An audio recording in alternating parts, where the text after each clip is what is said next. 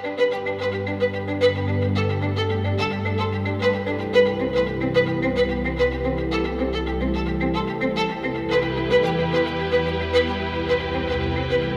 we go. Tammy, thank you on behalf of the St. Louis Press Club for participating in this series. I'd like you, well, let me first say it is July 8th. It's important to note that, July 8th, 2020. If you would identify yourself and tell us about all your different positions, that would be great. Thank you. My name is Tammy Merrett, and I'm the program director for student publications at Southern Illinois University-Edwardsville. And I teach in the mass communications department as well. There I usually teach kind of an intro to journalism and an advanced journalism class. The program director part of my job is, the simple way to describe it is that I'm the professional in residence for the student newspaper on campus. And so it's their show, they run it and make the editorial decisions, but I'm here to give them professional advice beforehand if they come to me for it, as well as training, and then feedback after they publish, and hopefully they take that and learn from it. And your newspaper background and the fact that you have also, you're the past president of the Society of Professional Journalists? Yes, past president, and now I believe I'm vice president and treasurer, so I'm still on the board, and have been involved with SPJ in the St. Louis area for, I'm going to say, at least 10 years now. And then I've been working in journalism in one form or another for about 32 years now. Yikes. And I started at my local newspaper when I was a teenager and started hounding them when I was 13 years old to give me a job. And finally, when I was 15, they hired me on. So I've been doing it since then. And then I'm also on the board of and past president of the Illinois College Press Association. And so that's the state organization that trains and recognizes student journalists in the state of Illinois. So we can safely say your body of work and your continued efforts are perfect for this series because, as you know, you were enlisted because we are talking about what has happened with regard to COVID. Those aha moments, certainly your experiences, your reflections, and then on top of that, certainly the George Floyd killing and the aftermath and the intersection of all these. So, you know, let me ask you this as a first question. How, after we have seen a video, how do you explain, for instance, to your students and to others in the community, do you use the word alleged killing anymore? Well, certainly not in reference to George Floyd or, you know, Eric Garner or Michael Brown. You know, some would argue that the Michael Brown circumstances are very different from Eric Garner and George Floyd, but, you know, the end result is the same. And especially, of course, after, you know, we see video or it's been adjudicated. So, yeah, I mean, just in general, that's a subject that I talk to my students about fairly frequently, in that, you know, we want to be careful. We don't want to just plug a, you know, suspect or allegedly in there, because that may not quite do the job of affording the person who's not yet been through the judicial process, you know, right to a fair trial, and us not convicting them in the press.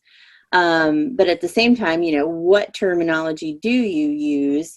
And it ends up a lot of times being more of an explanation than it is just sticking that one word in there. So as a follow-up to this, the lexicon perhaps is changing with regard to covering journalism.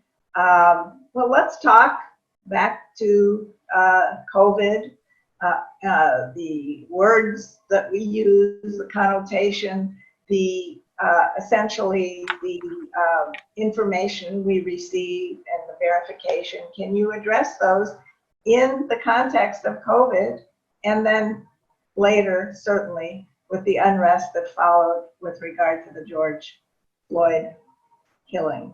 Yes. And again, this is something that I talk to my students about as often as I can.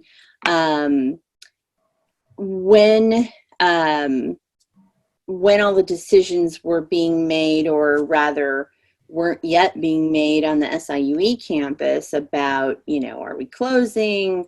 And at first it was like they weren't saying anything, because they were just trying to figure out what was going on. Then there was kind of a partial shutdown, and then then a full, all the students are off campus sort of shutdown.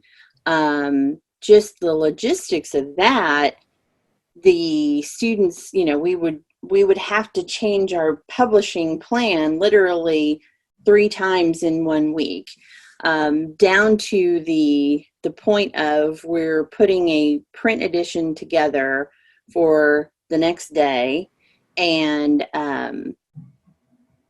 then the university, some people who run the building came in and said, "Oh, you guys got to be out of here by 5 o'clock." And it's like, hello, that's not going to work. So we had to shift it all online instead and call our printer at the last minute. And all the while, they're also trying to suss out what's reliable information and what's not. And at that point, you kind of are stuck going with what the experts are saying, yet you have, our country's leader, completely negating all of that in the next breath. And so, that another concern is, okay, well, if we go with official sources on this, are people going to think we're making a political statement? So that's something to keep in mind as well.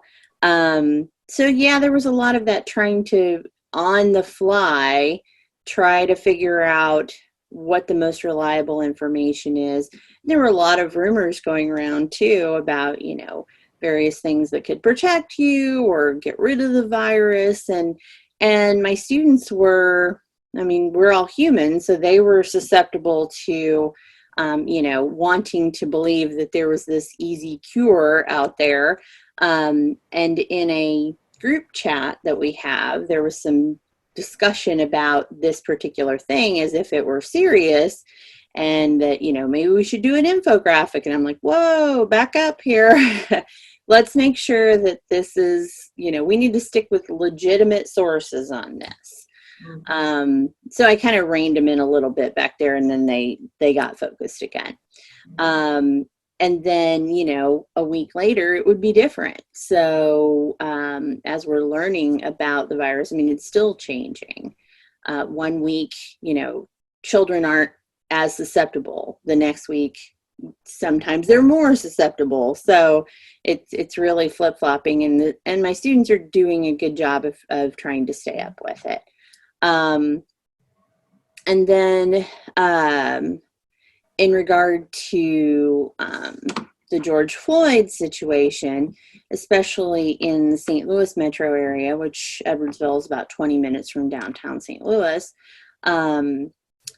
our news organization has a history of, ever since Michael Brown and Ferguson, covering those conflicts and going out and, at least having photographers on the ground in as safe a manner as possible, actually, taking photos of the protests and even sometimes, when it breaks out into riots. There's the terminology that's out there of, we have the use of the word thugs, lots of connotations with that. Rioters versus looters versus protesters. Seen a lot of discussion about that just in general after the recent incident involving the McCloskeys in St. Louis in the Central West End, bringing guns out to meet what seemed to be peaceful protesters. But, a lot of people have the perception that if protesters are loud and shouting, they're, on the verge of violence and you must protect yourself. And it's like, dial it back a little bit. And so, again, we journalists are human, my students are human, and they're also learning how to do this as they go. So I have to, step in and remind, okay, remember, there's a difference between protesters and rioters and looters and demonstrators. Let's go back to that safety issue for a moment. News people are on the front line as well, and they take their lives in their hands oftentimes. So I'm glad you brought the safety up. Could you address that further, please? Sure. When Ferguson happened, I was the president of SPJ at the time, and we were watching what was happening with journalists covering the protests. And at the point at which there was the Al Jazeera news crew that were, behind the cordoned off area that police said that they should be, they were not interfering. And, they had their gear set up. It was clear that they were media. You don't take expensive camera gear and set it up on a tripod out in the field if you're, just a hobby photographer. And they dropped a canister of tear gas right at their feet. And so that, and as well as, I can't remember the names, but there were a couple of reporters detained and arrested at a McDonald's there. We had to issue a statement. And so I issued a pretty strongly worded statement, and some took issue with it, but I used the phrase jackbooted thugs. And at the time, some people said I should have backed off of that. But at this point, when we've seen, it just ramping up more and more, I don't regret that one bit. This was in your position as the president of the St. Louis pro chapter of SPJ at the time. Okay, just want to be sure. Sure. Yeah. And so while watching that, of course, I'm, kind of soaking in, what are the things we need to know? What are the supplies we need to have if we can get those for my student journalists to cover it? We don't have the kind of budget where we can go out and buy gas masks and, Kevlar vests and things like that. So our photo editor at the time of Ferguson, when it was happening, he texted me, he goes, I'm going to go out and shoot this. And I'm like, all right, that's up to you, but you have to be safe. And here's what you need to do. And one thing that actually worked in his favor, and I'm not hesitant to mention this because he and I have actually discussed it, is that he's Black. And so he said that it actually worked in his favor at the time because he could get closer to a lot of the protesters and get some great pictures and actually talk to them and get some identification. Now, in the ways in which it worked against him in that instance, and this is, another thing we talked about, is that it would be very easy for him to not be differentiated as a member of the press and just kind of lumped in by law enforcement and, could potentially be more of a target. Luckily, he didn't run into any issues that way. I think now, however, if he were still working for us and taking photos out in the field, that might be a different case. So when protests happen, my students, they do as much research on the particular planned protests as possible to kind of figure out, what the nature of it is. Does it seem like something that could kind of blow up and escalate, and be ready to have, as much protective gear or supplies with them as possible to combat tear gas and things like that. And what about coronavirus? Well, yeah, they so far, since the campus closed down except for Right. essential employees and everyone was working from home, we shifted all publication online, and did that the third week in March. And the plan is, to stay that way through the end of the summer per the university's decision as far as who's on ground. How we've approached it is our decision in-house. It's not the university telling us you have to publish only online. We have generally one print edition per week and then an online exclusive edition on Tuesdays, as well as an update online throughout the week as necessary. And so if there's no students on campus and there's only like 50 to 100 employees, there's no point in us having a press run and putting a paper out there.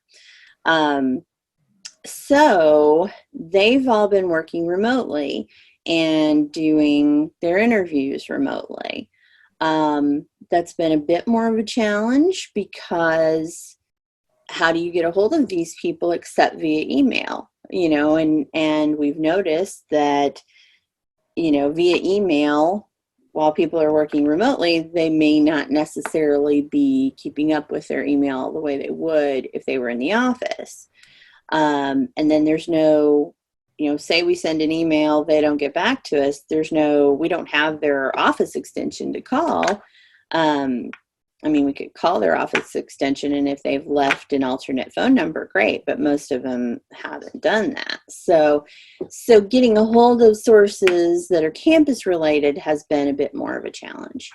As far as in-person work, we do have a few people that are in the local area and have been out to cover protests, and they've been wearing masks and trying to social distance as best as possible.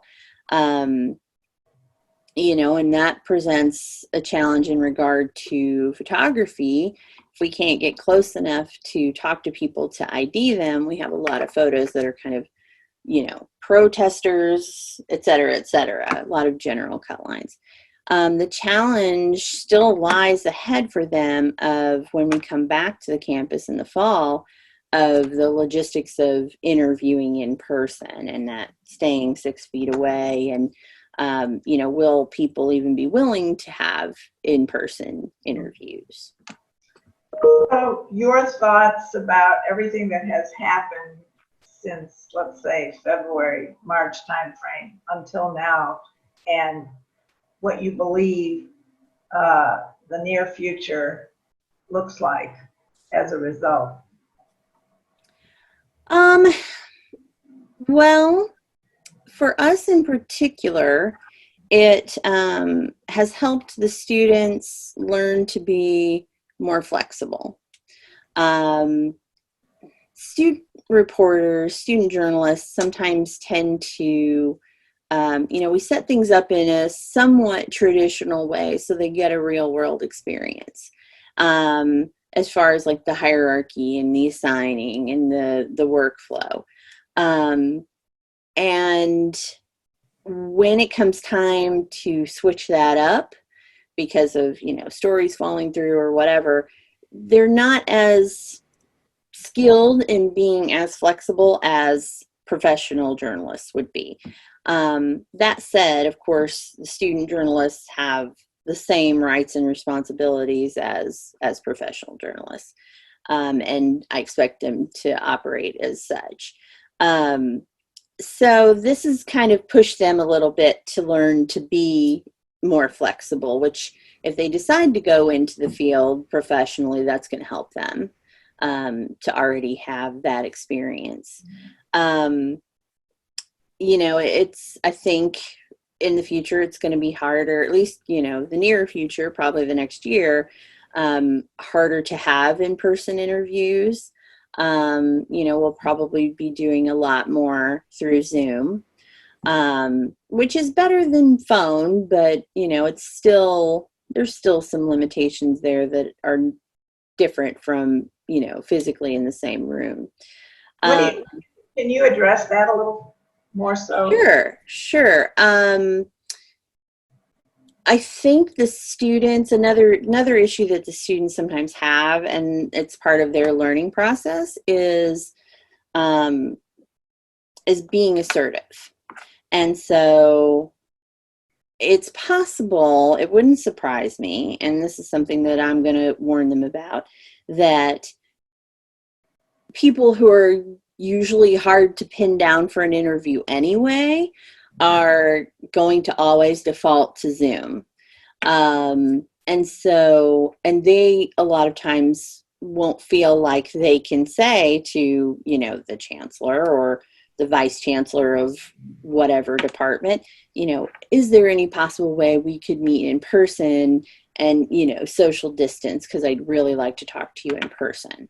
So I have a feeling that we're going to be going with a lot more Zoom interviews than I would prefer that we are, because they don't want to, they feel like they can't be imposing.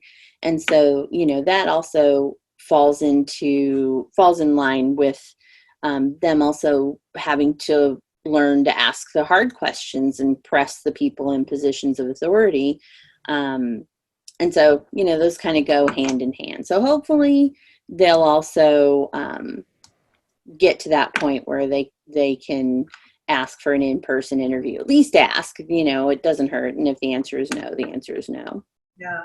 You've addressed, I think, some of the issues that will be discussed further, certainly in the literature, in the trades, talking about the technology, the pros and the cons.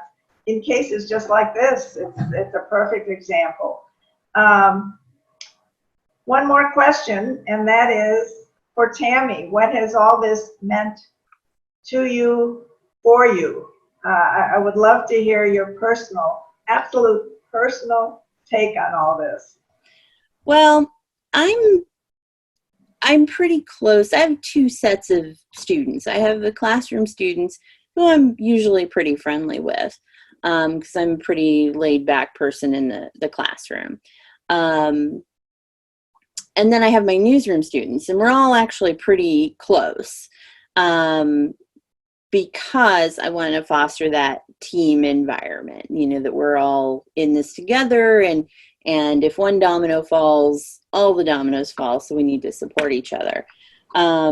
It's been particularly challenging for me to not see them in person. I can't speak for them, but I have a feeling that that's probably the case for them as well. I miss hanging out with them. And I mean, not that we, hang out all the time, but being together in the newsroom and not only, talking about work, but they talk about a lot of fun personal things too. So that's been something that, I've kind of had to deal with, and it has a little bit of impact on my, I guess, job satisfaction. It's one of the perks of the job that I have. There are a lot of times, by the nature of what I do, I'm kind of the firewall between the administration and the students. So especially of late, I'm getting a lot of, administration pushing me on various things. And, in normal times, I would have them to talk to in person and tell them what's going on and, kind of rally the troops. And it's harder when we're on Zoom. This is the follow-up to the final question. Mm-hmm. So you talk about this, desire. This has been a common thread so far with folks I've talked to already, that they miss the interaction, the person-to-person interaction. Do you think it's, a part of this business in particular, being in media, the profession?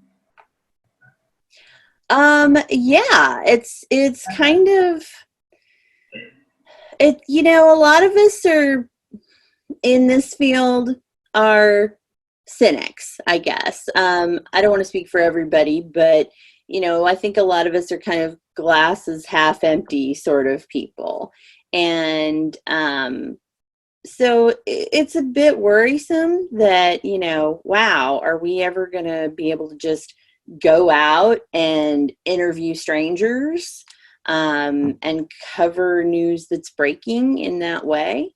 And, that also, it's concerning too that if you're not there on the ground, there's stuff that you're missing that you can't get through a Zoom after the fact.